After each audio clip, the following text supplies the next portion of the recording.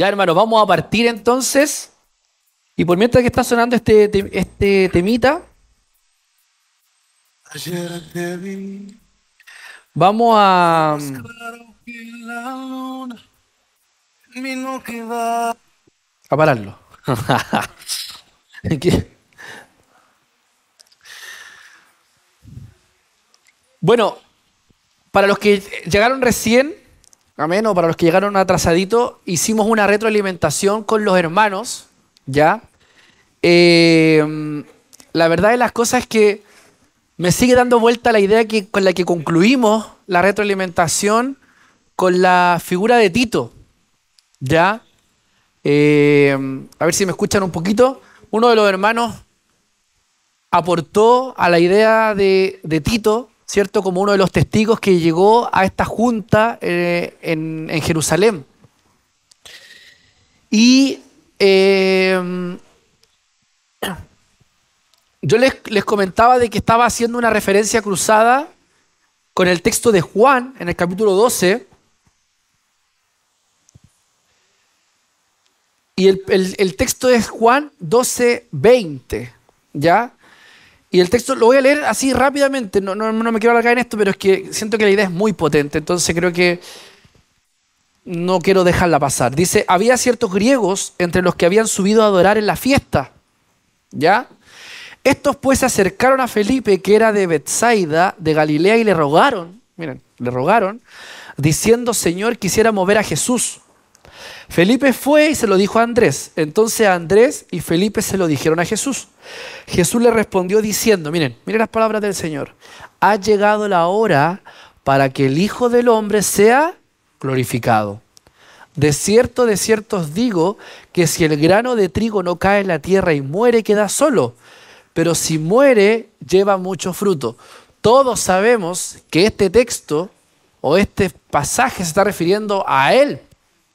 Él es el grano de trigo, ¿cierto? Él tenía que morir para que haya mucho fruto, y el fruto somos nosotros, po. Amén. ¿Por qué estoy leyendo este texto? Porque ¿cómo parte este texto?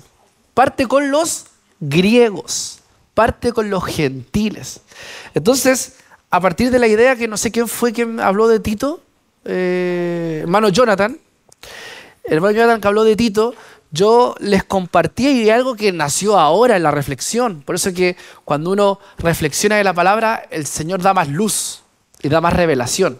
Cuando uno comparte la palabra y la interactúa. A mí me encantan las retroalimentaciones.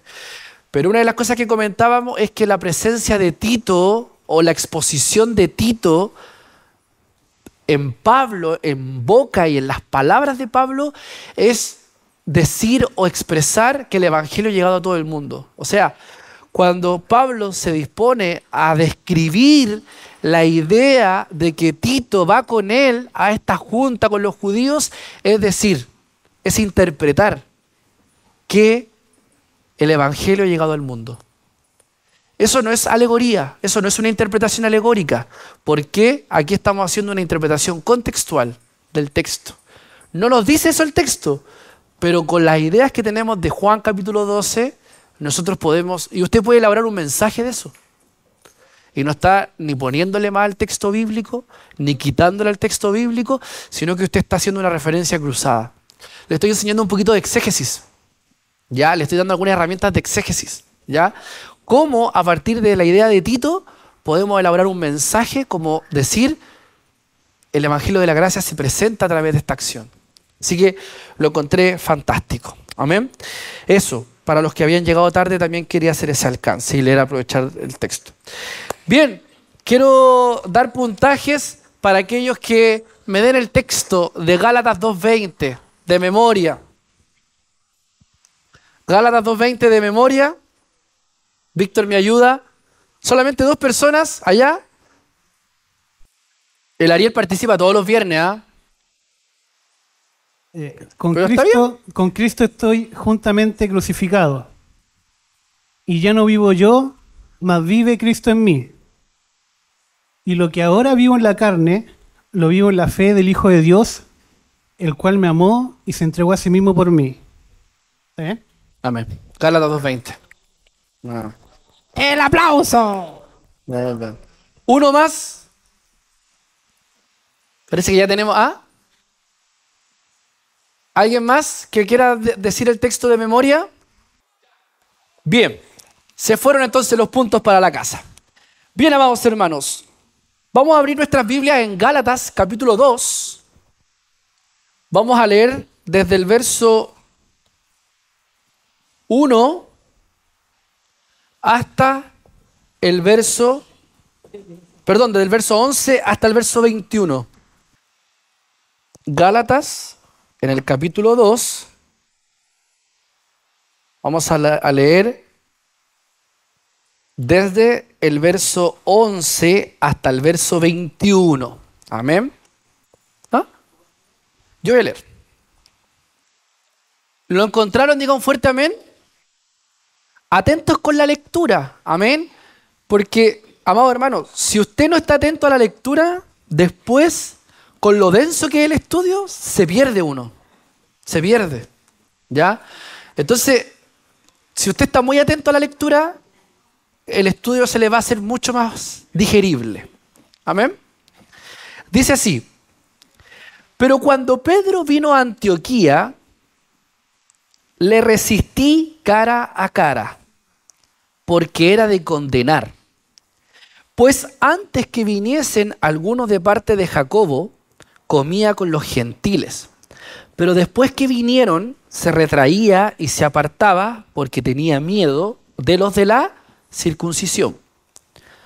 Y en su simulación participaban también los otros judíos, de tal manera que aún Bernabé fue también arrastrado por la hipocresía de ellos. Pero cuando vi que no andaban rectamente conforme a la verdad del Evangelio, dije a Pedro delante de todos: si tú, siendo judío, vives como los gentiles y no como judío, ¿por qué obligas a los gentiles a judaizar? Nosotros, judíos de nacimiento y no pecadores de entre los gentiles, sabiendo que el hombre no es justificado por las obras de la ley, sino por la fe de Jesucristo, nosotros también hemos creído en Jesucristo para ser justificados por la fe de Cristo y no por las obras de la ley. Por cuanto por las obras de la ley nadie será justificado. Y si buscando ser justificados en Cristo también nosotros somos hallados pecadores, ¿es por eso Cristo ministro de pecado? En ninguna manera, porque si las cosas que destruí, las mismas vuelvo a edificar, transgresor me hago. Porque yo, por la ley, soy muerto para la ley, a fin de vivir para Dios. Con Cristo estoy juntamente crucificado, y ya no vivo yo, mas vive Cristo en mí. Y lo que ahora vivo en la carne, lo vivo en la fe del Hijo de Dios, el cual me amó y se entregó a sí mismo por mí. No desecho la gracia de Dios, pues si por la ley fuese la justicia, entonces por demás murió Cristo. Amén. Palabra del Señor. Permítame hacer una breve oración. Padre, una vez más, Señor, queremos orar, inclinar nuestros rostros, Señor, para pedirte luz. La luz brilla en la oscuridad. Señor, tu palabra es lámpara en nuestro caminar. Sin ella caminamos errante, nos tropezamos, caemos. Y muchas veces, Señor, las caídas son duras, son fuertes, son dolorosas. Por eso tu palabra es imprescindible, Señor, en nuestro caminar. Permítenos, Señor, que hoy podamos, Señor, tomar esa lámpara, atesorarla en nuestras vidas y que ésta sea una compañera en nuestro andar. Gracias, Señor, por ella. Gracias, Señor, por el tiempo que podemos tener para que tu palabra se revele en nuestros corazones. En el nombre de Jesús. Amén y amén.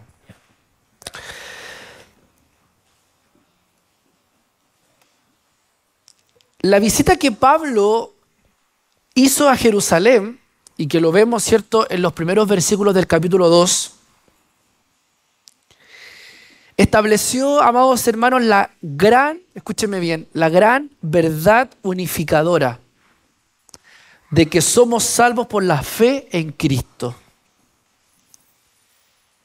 Pero ahora Pablo comienza a narrar otra experiencia. Primero nos narró la experiencia en Jerusalén y ahora nos narra una experiencia en Antioquía. ¿Ya? Porque ahora él nos expone un conflicto que él tuvo con Pedro. En ambas situaciones, tanto en la situación que él nos expone en Jerusalén, como en la situación que él nos expone en Antioquía, el Evangelio está presente. Amén. Y la palabra que probablemente resume, o la frase más bien que resume las experiencias que Pablo tiene tanto en Jerusalén como en Antioquía, es justificación por fe. Probablemente ese debiese haber sido el título más correcto de esta lección, justificados por la fe. Pero no, el título es viviendo de acuerdo al Evangelio. Entonces, el primer punto que aquí se coloca tiene que ver con los modales en la mesa. ¿Ya? Y ahí, ¿cierto? Les presento a Pedro. Ahí está Pedro, el apóstol Pedro. Y en este contexto, amados hermanos, quien aparece ahora como testigo de esta defensa de Pablo es Pedro. Y el verso 11 dice así, lo leemos nuevamente, dice: pero cuando Pedro vino a Antioquía, ¿ya? ¿Cuál fue el pretexto de este texto? El verso 10, que dice así: solamente nos pidieron que nos acordásemos de los pobres, lo cual también procuré con diligencia hacer. Así termina la perícopa anterior. Pero ahora viene otra idea, por eso que la expresión del verso 11 parte con este pero. O sea, dicho todo lo anterior, continúo con la defensa y digo así: pero cuando Pedro vino a Antioquía, le resistí cara a cara porque era de condenar. Pues antes que viniesen algunos de parte de Jacobo, comía con los gentiles, pero después que vinieron, se retraía y se apartaba porque tenía miedo de los de la circuncisión. Entonces el verso 11, amados hermanos, es extraordinario porque acá tenemos dos apóstoles reuniéndose y uno de ellos enfrentando al otro. Eso es sabroso, eso es farándula apostólica. Eso es literal, farándula apostólica. Es el gran hermano de la Biblia. Ya, el gran apóstol. Está bien, está buena esa. El gran apóstol. Porque lo enfrentó, ¿qué cosa? Cara a cara. Aquí no fue un mensaje por WhatsApp, no fue ni una indirecta, ni un comentario por Instagram, ni un comentario por Facebook. No, aquí fue face to face, cara a cara. Mirándola a los ojos probablemente. Porque se encontraron en Antioquía, en un contexto gentil. ¿Cierto? Entonces, claro, Pedro, como estaba en Antioquía, en un contexto gentil, compartía con los gentiles, ¿cierto? Ven para acá, eso, su asadito, no sé, me imagino, no creo. Pero cuando llegaban los judíos, ¿qué hacía Pedro? Se apartaba. Interesante. ¿Qué podría haber causado que los apóstoles llegaran a tal situación? Y aquí tiene que ver básicamente con la acción de Pedro. Para un judío del primer siglo, más sorprendente, escúcheme bien, más sorprendente que Pedro dejara de comer con los gentiles era el hecho de que en algún momento hubiera empezado a comer con ellos. Mire qué interesante. O sea, aquí el hecho no está en... Lo malo en Pedro no está en el hecho de que él, para los judíos, desde la óptica de los judíos, desde el ojo de los judíos, no estaba en que él se retrajera de compartir con los gentiles. No, para los judíos, lo malo que estaba haciendo Pedro es que estaba compartiendo con los gentiles. Porque los judíos son celosos. Si habrá alguna comunidad en el mundo más celosa, son la comunidad judía, ¿ya? ¿Por qué la comunidad judía es tan celosa? Por la ley. Hay pasajes fuertísimos en las Escrituras, y usted lo puede anotar ahí, Levíticos capítulo 11, anótelo ahí en la hojita para que lo lea en su casa, para justificar el actuar de Pedro. Porque Dios estableció al pueblo de Israel reglamentos estrictos con respecto a cómo tenían que vivir, cómo tenían que comportarse, pero lo más importante en este contexto es cómo tenían que comer. ¿Ah? La ley de la pureza. Y el pastor aquí ocupa una expresión súper potente que lo vamos a después ocupar muy comúnmente, que es la palabra limpieza, lo limpio, lo impuro, lo puro. Y en este contexto, amados hermanos, esta ley ceremonial era un método de enseñanza mediante el cual Dios mostraba que las personas pecadoras no podían entrar en su presencia si no cumplían esta ley. Los judíos hasta el día de hoy tienen el famoso kosher. Yo no sé si usted lo ha escuchado. El kosher es una expresión judía que significa lo apto o lo apropiado en cuanto a la alimentación. Por ejemplo, ellos no pueden comer ciertas carnes, ¿ya? Ellos tienen que basar su dieta en torno a fibra, a verduras, ¿cierto? Ellos tienen una muy buena alimentación desde ese punto de vista. Pero, amados hermanos, recordemos que Pedro no era un desconocedor de esta realidad. Primeramente porque él era judío, pero a lo que me refiero con esta idea es que Pedro sabía que él podía comer con los gentiles. ¿Qué es lo que había vivido Pedro para los que están en el libro? ¿Cuántos van con el libro de los Hechos? A ver, levante la mano. ¿Cuántos van con el libro de los Hechos? ¿Cuántos han llegado ya al capítulo 11 del libro de los Hechos? ¿Ah? ¿Cuántos? A ver, en el 10, 11, ¿cuántos? ¿Cuántos? ¿No? No han llegado al 11. Ya llegó al 11. Está bien. En el capítulo 10 y en el capítulo 11 se narra una experiencia de Pedro en la casa de Cornelio. ¿Ya? Porque antes de encontrarse con Cornelio, que era un gentil, Pedro narra una visión que él tiene. Lo vamos a leer. Vamos a Hechos capítulo 11. Miren. ¿Alguien que me ayude con la lectura, por favor, con el micrófono? 11. Sí, 11 hasta el 10. Hasta el 10. ¿Alguien que me ayude con la lectura? Están medio tímidos hoy día, ¿eh? Tampoco participativo. Yo a mis alumnos en la universidad, cuando los noto medio, le hago quiz al tiro. Y que saquen una hoja, y todos despiertan al tiro, extrañamente. ¿Ah? Ya, ahí José Carlos va a leer. José Carlos, va a leer. ¿Qué me dijo? ¿Ah? Oyeron los apóstoles y los hermanos que estaban en Judea que también los gentiles habían recibido la palabra de Dios.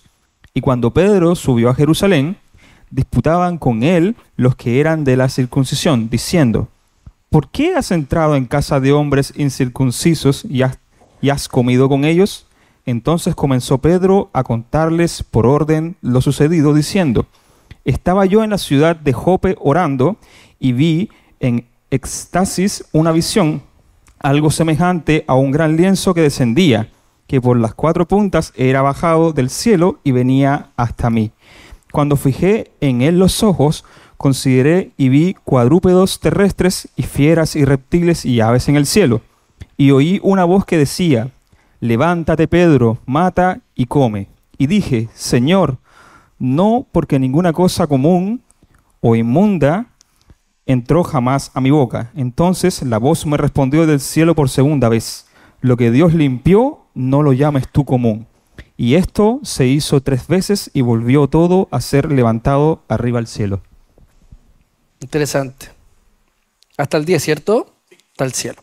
Entonces, aquí lo que lo que Pedro está narrando es la experiencia que, como muy bien decía el pastor, está en el capítulo 10, que está en el contexto del encuentro de Pedro con Cornelio. Lo interesante, ¿y por qué leo el 11? Porque en el 11 nuevamente se traza el clímax, el conflicto, ¿ya? Entonces, amados hermanos, pregunta para ustedes. ¿Pedro era un conocedor de la gracia? Pero claro que sí, pues. Él tuvo una visión. Si de hecho esto de que no lo llames lo impuro a lo impuro, ¿cierto? Es lisa y llanamente es una ilustración del pueblo gentil. Porque para los judíos, los gentiles son los impuros, pues son los que no pertenecemos al pacto, los que no tenemos cabida en esta historia. Entonces el Señor, a través de esta visión a Pedro, le abre los ojos y le dice: Pedro, tú vas a predicar a lo de la circuncisión, a lo de los judíos, pero no solamente el evangelio va a llegar a los judíos, sino que va a llegar a todos los gentiles. Entonces lo que estaba haciendo Pedro es básicamente apartarse de la idea de lo que el Señor ya le había revelado por visión. Entonces, ¿qué provocó esta hipocresía en Pedro? ¿Por qué Pedro actuó como actuó? Y el mismo verso 12 lo dice. Pedro, ¿qué tuvo? ¿Qué tuvo Pedro? El verso 12. Miedo, tuvo temor. Y en este contexto, él tenía miedo a la crítica de los partidarios de la circuncisión. Porque tiene que ver, amados hermanos, con algo muy fuerte que yo creo que nosotros no lo podemos y no lo alcanzamos a comprender, pero tiene que ver con el orgullo racial. Imagínense, los judíos son el pueblo escogido por Dios. De toda la cristiandad, de toda la historia de la humanidad, Dios escogió un pueblo. Imagínense lo potente de esa idea. Nosotros no lo logramos entender porque somos la última chupada del mate, como se dice. Somos lo último de la tierra. Entonces, para nosotros esta idea no es tan potente, pero para un judío esta cuestión es trascendental. Porque existe este concepto de orgullo racial. Y el orgullo racial hace que finalmente todos los que no son judíos son inferiores a ellos. Eso es algo que está en el chip, no sé cómo lo podría expresar. Yo creo que no tengo palabras para poder expresar tal vez la idea de lo que un judío experimenta. Los judíos pueden haber 40 grados de calor y nosotros lo vimos allá en Nueva York, que es una ciudad que está tremendamente poblada de judíos, pero aunque hayan 25 o 30 grados de calor, ellos siguen manteniendo su ropa judía. Ellos van al mall, van a la playa, tengo un video que le mostré a mi familia en Guitar Center, donde habían como 10 judíos comprando guitarras Martin, Taylor, y todos con su ropa típica de judíos. Porque para ellos la identidad es algo que nosotros no podemos comprender. Se nos viene la identidad cuando juega Chile, en un partido de fútbol, ahí nomás. O para el 18 de septiembre cuando tenemos que chantarnos un asado. Pero, amados hermanos, para los judíos la experiencia del orgullo racial es potentísima. Es potentísima. Los invito a que vean algunas series en Netflix de los judíos y se va a poder empapar de cómo ellos son. Son terribles, son tremendos. Entonces, amados hermanos, aquí hay otra idea importante porque el verso 13 dice lo siguiente. Volvamos a Gálatas. Volvamos a Gálatas, capítulo 2, verso 13. Dice así: y en su simulación, ¿quién? Pedro, participaban también los otros judíos, de tal manera que aún Bernabé fue también arrastrado por la hipocresía de ellos.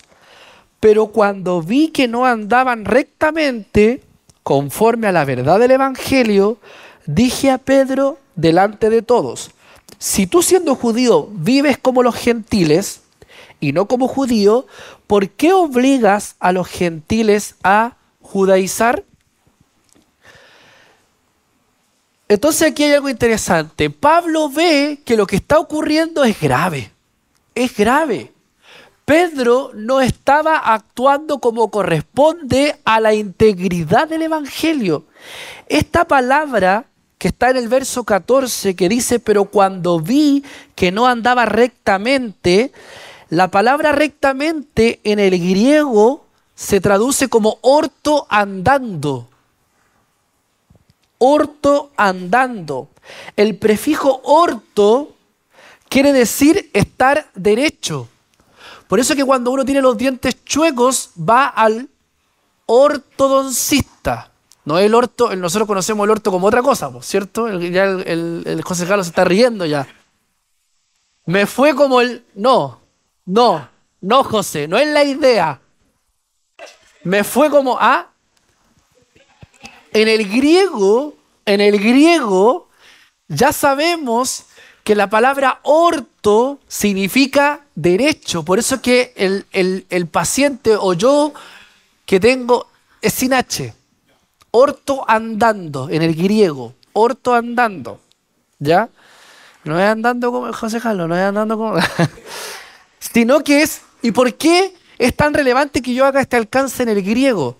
Porque en la traducción al español, al castellano, le colocaron esto que está en el 14, que es conforme a la verdad del Evangelio.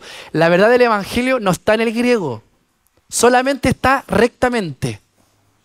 Miren qué interesante, estamos haciendo exégesis bíblica con el idioma. Por eso que estoy sufriendo con el hebreo y con el griego. ¿Por qué? Porque la expresión verdad del Evangelio, miren, la expresión verdad del Evangelio no está en el original. No está en el original. Lo que está en el original, en el griego original, es la palabra rectamente. Pero en el castellano, para darle un realce en nuestra lengua, le pusieron rectamente conforme a la verdad del Evangelio. Para los griegos, la palabra rectamente tiene que ver con la idea de andar en la verdad, en lo derecho. Cuando uno anda rectamente es cuando uno anda en la verdad. Miren qué potente el griego, po. Entonces, ¿qué significa? ¿Qué significa esto de andar en la verdad? En primer lugar, el Evangelio es una verdad. Es un mensaje, es un conjunto de afirmaciones. ¿Cuáles son las afirmaciones que plantean el Evangelio? Que somos débiles, pecadores, que buscamos controlar nuestras vidas siendo nuestros propios salvadores y señores, pero que Cristo, al cumplir la ley, Él la cumple por nosotros. ¿Cuál es la verdad del Evangelio? Lo que expresó nuestra hermana Bárbara en la retroalimentación. ¿Se acuerdan lo que dijo la hermana Bárbara en la retroalimentación? ¿Qué dijo la hermana Bárbara en la retroalimentación? ¿Estaban atentos o no estaban atentos? ¿Qué dijo Barbarita? Fuerte nuevamente. ¿Qué dijo Barbarita? Fuertemente. Exactamente. Lo que nuestra hermana Bárbara acaba de decir es la verdad de las verdades en cuanto al Evangelio. Es el orto andando de nuestra vida. No sé si me explico. No sé si me explico. El José ya no da malla. ¿En Cuba orto es una grosería? ¿Ah? Igual que acá. No, pero el orto es... Ni lo ocupamos esa palabra. El orto andando así, eso está bueno. Lo segundo, amados hermanos, ortografía, miren qué interesante. Ortografía también tiene que ver con la buena escritura, con escribir bien, con la caligrafía. Entonces, ¿qué significa más esta idea de rectamente? Para ya no decir más la palabra esa. Lo segundo, amados hermanos, es que esta verdad del Evangelio tiene un número enorme de implicaciones para toda la vida.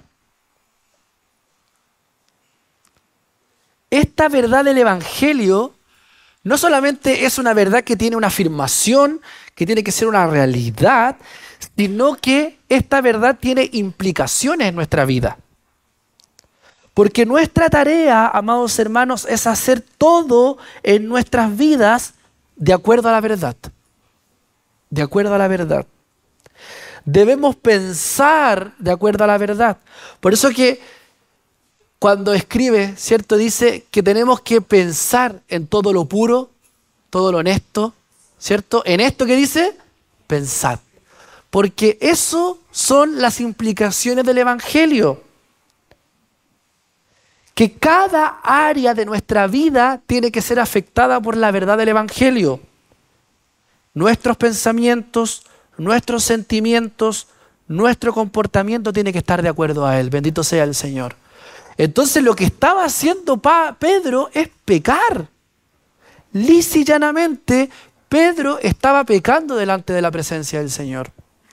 Amados hermanos, cuando nosotros en nuestros trabajos, en nuestros colegios, en donde nos encontremos, no damos testimonio del Evangelio, pecamos. No solamente se esconde como evangélico, sino que usted está fallando delante de la presencia de Dios. Cuando a usted le da vergüenza decir que es evangélico, en el contexto donde se encuentra, usted está pecando, usted está negando al Señor. Porque eso es lo que Pedro estaba viviendo. Eso era lo que Pedro estaba haciendo. Pásenle el micrófono al pastor, por favor. Y de acuerdo, como dice aquí también, aún más, uno hace partícipe a otro de cuando no se está actuando correctamente o rectamente. Porque ya ven ustedes que Bernabé, dice ahí. Claro. ¿Ah? Y aún Bernabé también fue arrastrado, dice, por la hipocresía. Y claro, se considera o se enmarca a Bernabé, digo, por la importancia que tenía dentro de todo este grupo. De la obra que estaban haciendo. Claro, pero habría que considerar a todos aquellos gentiles que estaban presentes y a todos los judíos que estaban presentes. Entonces, había que enunciar abiertamente, sí, porque podía haberlo hecho privado, o sea, como dijo como dijo el Señor. Si tú ves a tu hermano cometió una falta, estando tú solo con él, ¿me entiendes? Entonces, y bueno, si el hermano te escucha, etcétera, etcétera, ¿me entiendes? Podía haber sido en ese toque, pero el problema está en que hay personas que están ahí que en alguna manera van a seguir el ejemplo o el mal ejemplo que en este momento se estaba dando. Amén. ¿Escuchó? Amén. Lo que el pastor añadió. La idea de Bernabé también tiene una idea relevante en la interpretación bíblica porque nos habla de influencia. Bernabé estaba cumpliendo con Pablo la gran labor misionera en todo Asia Menor. Por lo tanto, exponer también a Bernabé, como lo expuso, es también decir, wow, esto es grave. Esto es grave. Amados hermanos, cuando nosotros somos piedra de tropiezo para débiles, acarreamos condenación. Acarreamos, amados hermanos, faltas graves en nuestra vida espiritual. Por lo tanto, amados hermanos, ¿qué significa ser piedra de tropiezo para los débiles? No dar testimonio, por ejemplo, en los contextos donde nos encontramos. O no vivir consciente de los débiles que hay también a nuestro alrededor. Hay débiles incluso en el cuerpo de Cristo. Y muchas veces salimos con ese abrupto, con situaciones que afectan al cuerpo. Entonces, amados hermanos, tomemos atención a lo que el Señor nos está hablando en este día. Amén. ¿Y cómo hemos viajado con el texto a lugares que tal vez no esperábamos viajar? Continuemos. El error de Pedro. Interesante, Pedro, cómo el Señor nos ha hablado en este día, incluso a partir de la equivocación de Pedro, porque si ustedes se dieron cuenta que está ¿cómo se llama? La perforada las dos hojitas. Le pedí a Pedrito que me ayudara con la hojita y las perforó al revés. Fue un error, por supuesto, casual, pues no es que él lo haya querido intencionar, pero justo se ha hecho mucho realza esta idea del error de Pedro.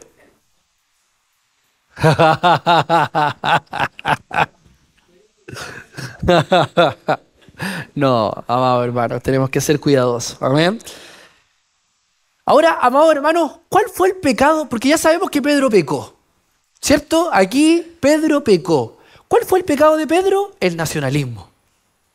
¡Wow! El nacionalismo. El legalismo se fue ahora disfrazando de nacionalismo. Entonces, amados hermanos, él insistía que los cristianos no pueden ser realmente agradables a Dios a menos que se vuelvan judíos. ¿Se acuerdan de esta diapositiva que la vimos la semana pasada? Esta diapositiva, que no me puedo mover de esta línea porque para la cámara afecta, yo estoy aquí como amarrado. Esta diapositiva nos planteaba lo siguiente: ¿qué era lo que querían los judíos con respecto a la idea del evangelio? Quería que todos vinieran, ¿cierto?, se hicieran judaizantes y practicaran el evangelio. O sea, los gentiles, ¿qué tenían que hacer? Tenían que volverse judaizantes. Pero ¿qué era lo que Pablo estaba planteando? Que desde los judíos iba a venir la salvación, ¿cierto?, hacia todo el mundo. Este diagrama es espectacular, lo puede dibujar si usted quiere, porque a veces mucho texto los enreda, los confunde, pero tal vez un diagrama como este les ayuda. Y este diagrama yo lo encontré fantástico porque nos da la idea de lo que Pablo finalmente está diciendo. Las flechas van hacia afuera, ¿ya? Es un efecto, ¿cierto?, hacia afuera. Y los judíos promovían, ¿qué cosa? El nacionalismo. Entonces, amados hermanos, eso es lo que buscan los judíos, incluso hasta el día de hoy, que para ser agradables a Dios tenemos que volvernos judíos. Ahora bien, amados hermanos, el nacionalismo es solo una forma de legalismo, es solo un ejemplo. El legalismo siempre, para la tarea para los músicos para el domingo, el legalismo siempre resulta en orgullo y temor, psicológicamente y en exclusión y conflicto socialmente. Miren qué interesante, estoy dando lo que van a tener que hacer ustedes, chiquillos, el domingo es, esto para los músicos solamente, es analizar por qué eso está provocando. Es que estamos viviendo una experiencia muy bacán con los músicos en torno a la idea del legalismo, pero ustedes van a tener que extrapolar esta idea, o sea, reflexionar por qué lo que estamos viviendo es legalismo, ¿ya? Pero bueno, eso es un paréntesis. Pero miren lo que provoca el legalismo provoca orgullo, provoca temor, provoca exclusión, provoca conflicto socialmente. Es muy potente lo que el legalismo provoca. Y amados hermanos, en el día de hoy existen muchos tipos de comportamientos socialmente exclusivos que se basan en una incapacidad para entender y vivir la justificación por fe. Por ejemplo, vamos a ver que el legalismo nos genera sectas. Hay grupos sectarios. Amados hermanos, hay iglesias que son verdaderas sectas porque plantean su verdad del evangelio a partir del legalismo. A que tenemos que ser de una manera para pertenecer, amados hermanos, y respetando a mis hermanas que pertenecen a una iglesia pentecostal, pero el hecho de que tú para pertenecer a una iglesia pentecostal tengas que vestirte de una manera, eso para mí es sectario. Eso para mí es sectario. Porque si eso está siendo un medio para la salvación, para agradar a Dios, estamos mal. Eso desarraiga la obra de Cristo. Eso es anatema. Eso es anatema. Entonces, cuidado. Cuidado. Y la iglesia muchas veces va a tener que cuestionarse esto, porque lamentablemente desde el púlpito es muy fácil ser normativo. Es muy fácil decirle a la iglesia, este es el camino con el que tienen que andar. Y así tiene que ser, si para eso están los ministros de la palabra, para ordenar, para exhortar. Amén. La iglesia tiene que disciplinar, pero amados hermanos, eso tiene que ver, y lo hablábamos con los varones el día lunes, eso tiene que ver con nuestra santificación, no con nuestra justificación. ¿Se acuerdan los varones? El problema es que cuando creemos que para agradar a Dios tenemos que hacer ciertas cosas, nos salimos del evangelio, nos salimos del plano del evangelio. Amén. Es muy potente esta idea, es muy trascendental en nuestras vidas. Es un ejemplo muy extremo. Creo que las iglesias pentecostales se han ido reformando, bendito sea el Señor. Pero hay algunas que son y se mantienen mucho en ese conservadurismo. Lo segundo, amados hermanos, llevar a la iglesia a las actitudes del mundo que son clasistas, nacionalistas, o, ahí falta un o racistas. ¿Ya? Entonces, amado hermano, eso pasa mucho. Hay iglesias que se sitúan en contextos más ricos. Hay iglesias más pobres. Hay iglesias que se vanaglorían de su música. No, nosotros tenemos la mejor banda. Y nuestro método de adoración es el mejor. Y se mofan de iglesias que tal vez tienen sistemas de instrumentación más rudimentarias. La iglesia cae en esos estados. Los cristianos socialmente refinados se sienten incómodos. Incluso hay iglesias que no aceptan extranjeros. O incluso en medio de nuestra propia comunidad nos podría parecer incómodo la presencia de extranjeros. Si ese es nuestro paradigma, entonces estamos viviendo el legalismo. Y por último, amados hermanos, tomar nuestras propias preferencias con demasiada seriedad y concederle importancia moral a lo que es cultural. Ahí me faltó en la diapositiva porque el círculo debía ser sido más grande, pero usted lo tiene anotado en su hoja. ¿Qué cosa? Entonces, tomar nuestras propias preferencias con demasiada seriedad y concederle importancia moral a lo que es cultural. Por ejemplo, la vestimenta. La vestimenta se puede transformar en algo cultural. La vestimenta es algo cultural, pero se puede transformar en algo moral. Ese es el punto. La música, el tipo de música o el cómo tengamos que vestirnos se puede, ¿cierto?, transformar en algo moral, pero no, todo es cultural. Y en la iglesia se tiene que desarrollar la cultura, si eso es obvio. No está mal, amados hermanos, y lo vuelvo a insistir, en que las iglesias exijan la corbata.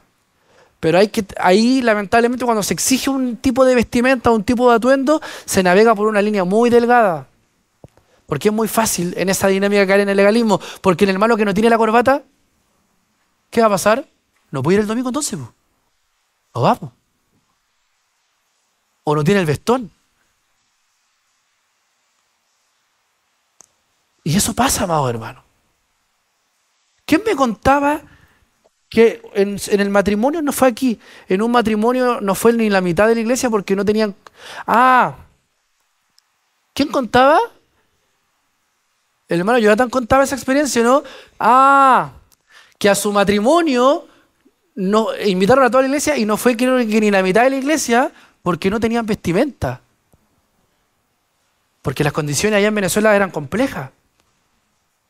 Y creo que tenían, el hermano nos contaba, tenían, ¿cierto?, para 120 personas y ¿cómo se llama? Y fueron como 30 o 40, creo que ese fue el testimonio. Es un ejemplo, ¿ya? Porque claro, en el matrimonio se ocupa el concepto que en inglés es el dress code, ¿cierto? Que es como el código de vestimenta. Uno no va a ir a un matrimonio con zapatillas ni con short. Hay un código de vestimenta para un matrimonio. Pero llevemos esa ilustración a la iglesia y se puede generar el mismo fenómeno, ¿cierto? Aquí, hasta hace un tiempo atrás, teníamos una manera de vestirnos para la cena del Señor y eso indirectamente generaba un poquito de ruido en medio nuestro. Porque la hermana que no venía con falda, y perdone que saque la idea, pero en la Asamblea de Dios eso es cultural. En la Asamblea de Dios, por ejemplo, en la Asamblea de Iquique, la gente va casi de gala al culto. Y se ha establecido una cultura, y es una buena cultura, nadie lo niega, nadie lo tiene, pero lamentablemente eso se puede transformar en algo moral. Por eso se corre por una línea muy delgada. Vuelvo a insistir, amado hermano, no es que ahora tengamos que venir como queramos acá, no, No va con eso, sino que tiene que ver con el principio que conduce nuestra forma de agradar a Dios. ¿Está haciendo eso el medio para agradar a Dios? El problema es nuestro corazón. El problema es el corazón. El problema no es que usted venga, si usted quiere venir de eterno el domingo, venga de eterno. Si usted agrada, pero amado hermano, el que viene de eterno como el que viene con algo muy austero, agrada igual el corazón de Dios, porque Dios ve nuestro corazón. E incluso Dios ni siquiera nos ve a nosotros, ve a Cristo. Entonces tenemos que hacer todas las cosas en función de Cristo. Entonces, aquí también vamos un poco a la idea de las motivaciones mezcladas. ¿Por qué estoy viniendo como estoy viniendo el día domingo? Imagínense, estamos hablando de cosas que son como muy rústicas, muy cotidianas, pero que van a ordenar los cimientos de nuestro fundamento en el Evangelio. Amén. Sigamos. Yo sé que me estoy alargando un poquito, pero creo que hay algunas cosas que son ciertas. Vamos al verso 15. Vamos al verso 15 de Gálatas capítulo 2, para que volvamos a la lectura. Dice, nosotros, judíos de nacimiento y no pecadores de entre los gentiles, sabiendo que el hombre no es justificado por las obras de la ley, sino por la fe de Jesucristo. Nosotros también hemos creído en Jesucristo para ser justificados por la fe de Cristo y no por las obras de la ley, por cuanto por las obras de la ley nadie, ¿qué cosa? Será justificado. Imagínense Pablo cómo escribe, dice, nosotros judíos de nacimiento y no pecadores de entre los gentiles. ¡Cuánto orgullo!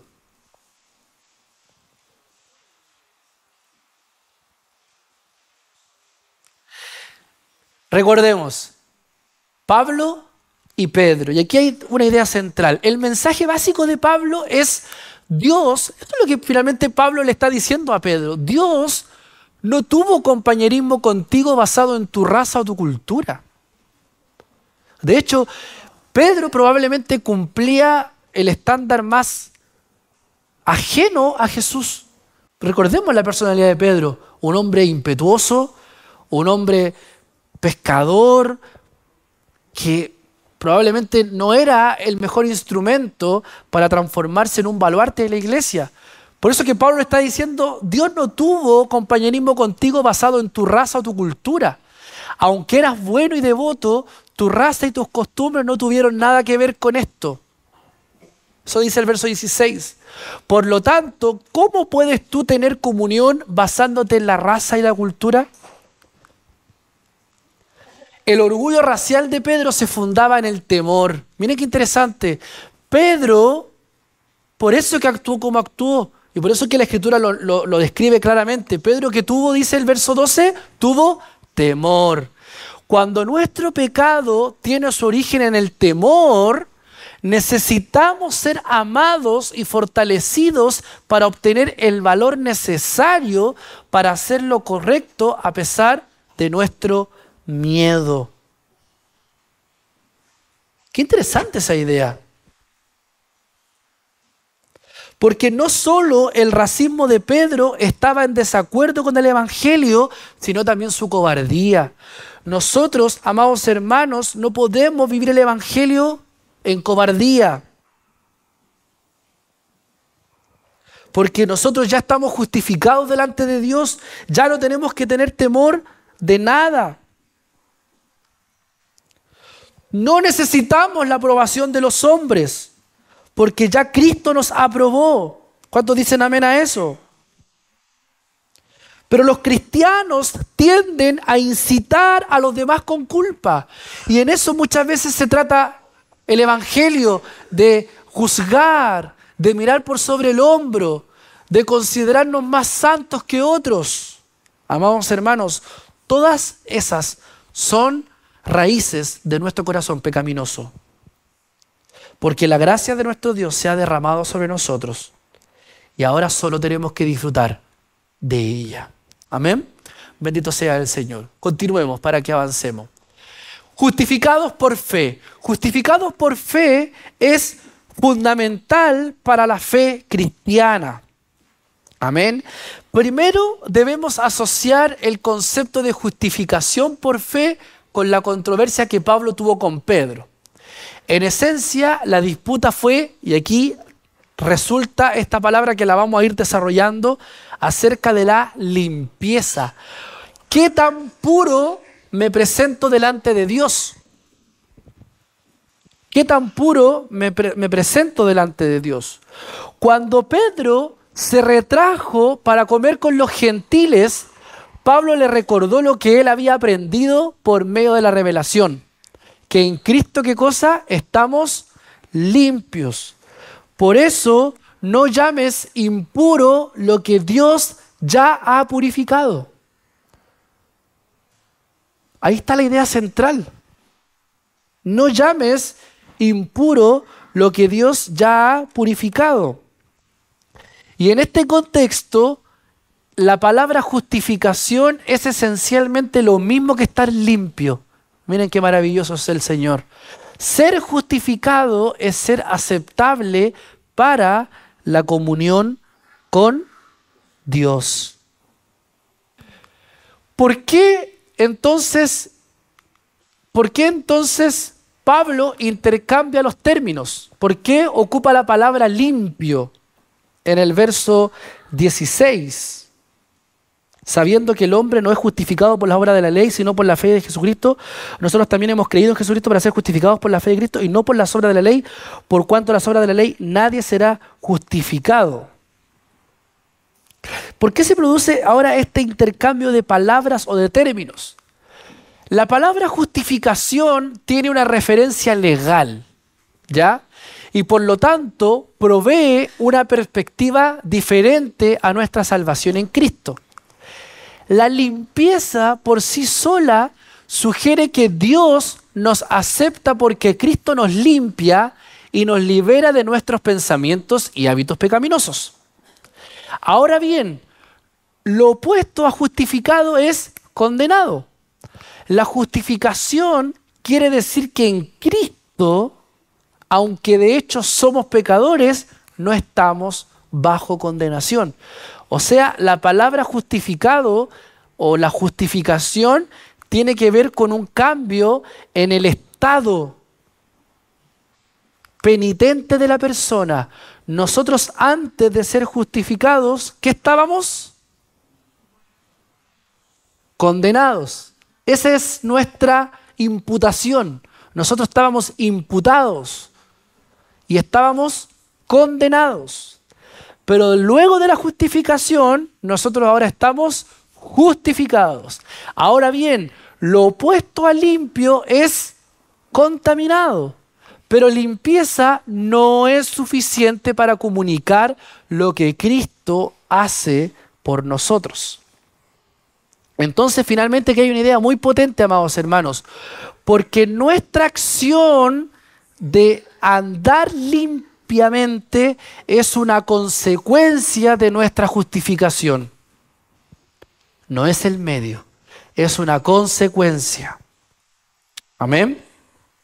Esa idea es muy potente, porque finalmente Pablo le dice a Pedro, tú no estás siendo consecuente con tu nueva condición penitente.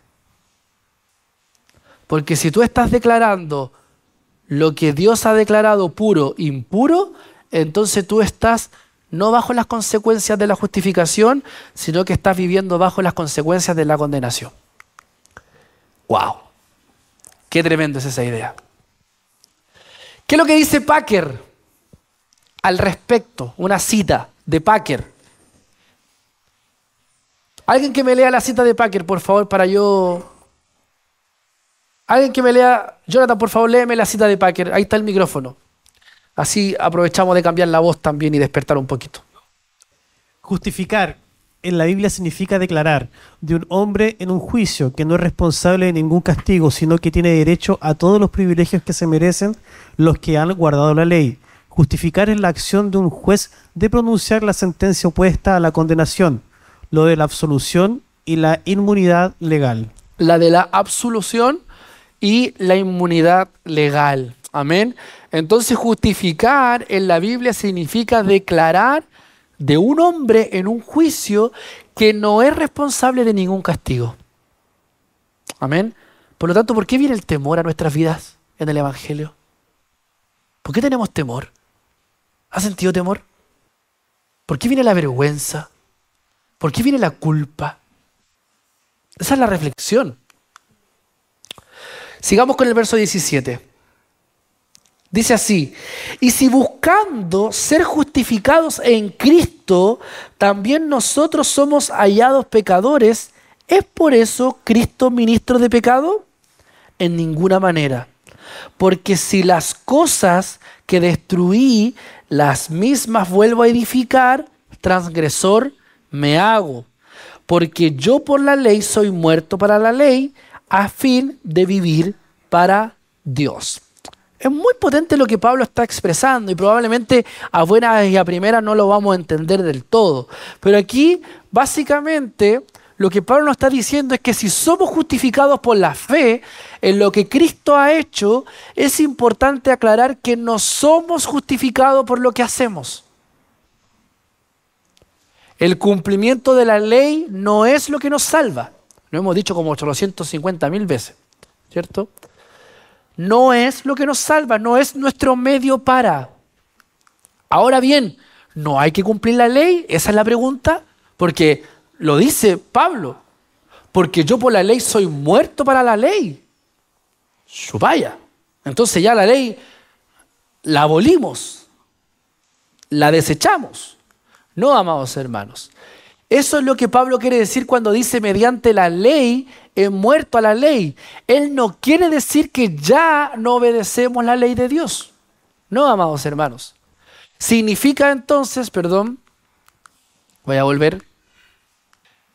Significa entonces que Pablo murió a la ley, miren, escuche bien, como un medio para ser salvo.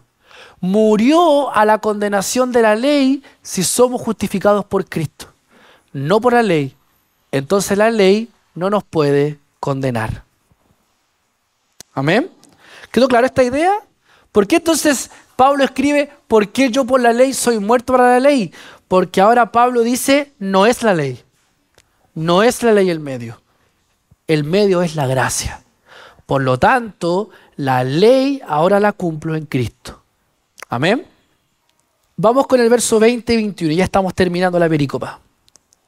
Con Cristo dice, estoy juntamente crucificado y ya no vivo yo, mas vive Cristo en mí. Y lo que ahora vivo en la carne, lo vivo en la fe del Hijo de Dios, el cual me amó y se entregó a sí mismo por mí. No desecho la gracia de Dios, pues si por la ley fuese la justicia, entonces por demás murió Cristo.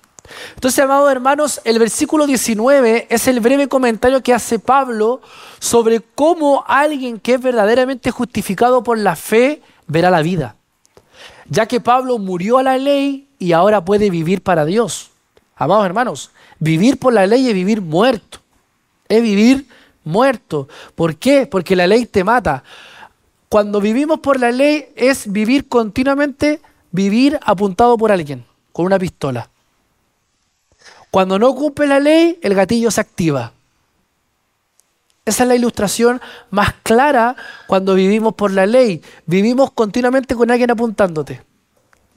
¿Qué es lo que uno vive cuando te están apuntando con una pistola? ¿Uno anda libre por la vida? No, uno anda con temor. Uno anda con culpa, uno anda con responsabilidad. ¿Cuático? Entonces, cuando no cumple la ley, el gatillo se activa y finalmente te matan. ¡Qué tremendo! Ahora bien, la implicación es que antes de que él llegara a la fe, mientras estaba tratando de salvarse a sí mismo por guardar la ley, Pablo realmente nunca vivió para Dios. Estaba siendo muy moral y bueno para todo, pero todo era para Pablo, nunca para Dios. Amén. Cuando vivimos para la ley, finalmente, amados hermanos, vivimos para nosotros. No vivimos para Dios. Si alguien quiere vivir para Dios, no pierda su tiempo cumpliendo la ley. Mejor viva para Cristo. Amén. Eso es lo que finalmente el estudio nos está declarando. Y el versículo 20 por sí solo sugeriría que nosotros solo nos sentamos y dejamos que Cristo nos dé el poder para vivir justamente.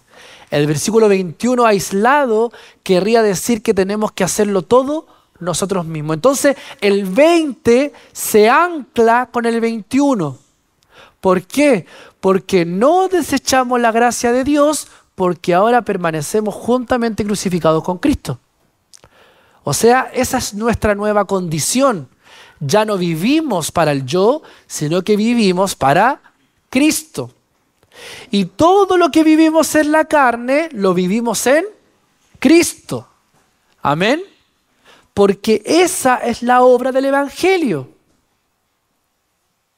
Porque si no, Cristo murió en vanamente. Eso es lo que Pablo quiere decir. Entonces, por demás, murió Cristo. Amén. Entonces la pregunta es, ¿todo o nada? Todo o nada. Aquí, amados hermanos, si hay algo que tenemos que entender al terminar de este estudio, es que esto es un todo o nada. Aquí no hay grises. Aquí no hay términos medios. Cuando se trata del Evangelio hay que ser radical. O somos o no somos. O somos o no somos. Y eso era lo que finalmente estaba en la confrontación de Pedro. Es que Pedro tenía que mostrar que era un hijo de Dios.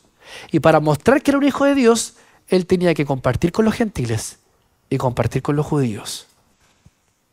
Entonces, amados hermanos, aquí esta cuestión es seria. Porque ¿vamos a vivir bajo la ley o vamos a vivir bajo la gracia? Y en este contexto, amados hermanos, debemos seguir adelante en la fe. De la misma manera que empezamos. Amén. Después de todo, si en algún momento o de alguna manera la justicia se obtuviera mediante la ley, Cristo, ¿qué cosa? Habría muerto en vano. Cristo hará todo por ti o no hará nada. Maravilloso es el Señor. Amén. Cristo no salva a media. Él salva y brinda una nueva identidad. No puedes combinar el mérito y la gracia. Si de una u otra manera la justificación es por la ley, la muerte de Cristo no tiene sentido en la historia y no tiene sentido para ti personalmente. Amén. Entonces, amados hermanos,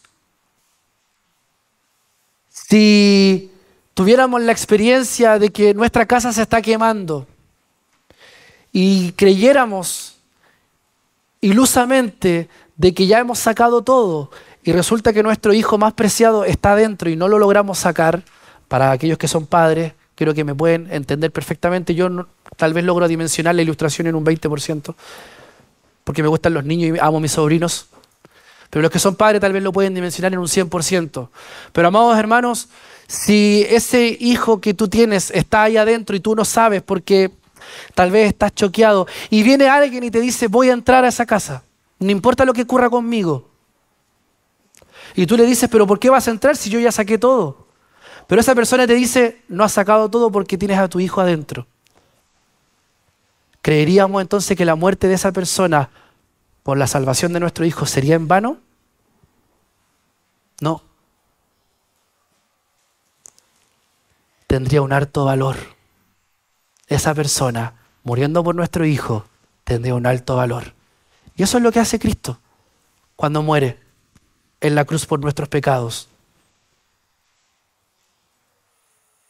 Finalmente nos dice, hay una oportunidad más para la vida. Hay una oportunidad más para que tú vengas.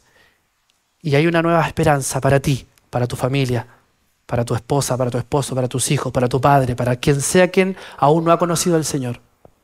Hay una nueva esperanza. Por eso vale la pena. La muerte de Cristo vale la pena. Porque hay un hijo que está aún en esa casa. No sé si me entendí con la ilustración, pero finalmente creo que este estudio, y esta es la conclusión, nos tiene que poner eso en jaque.